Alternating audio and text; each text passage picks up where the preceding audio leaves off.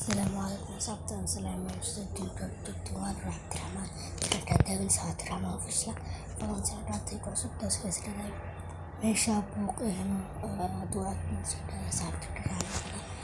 waxa saabta waan salaamay maanta maxay wada heesal soo wada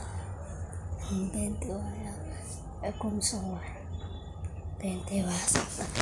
maanta video waxa uu tagalay inaan xamadeed si xamar waan jilaa ila fiirsada waajana kamida ka horeyso si fiican u daawada video dadajira video aan kameysan video dhameysta saxabta mas'uuliyada raas asxaab artino qorax waa meesha saxabta qorax waa saabta oo ka fiirsada saxabta markaysiino meesha qorax no karaan noqdaya saxabta video waxaan ka idinka inaad daawatiin saxabta fakirna boqolkii gaarsiiya amba soddon amba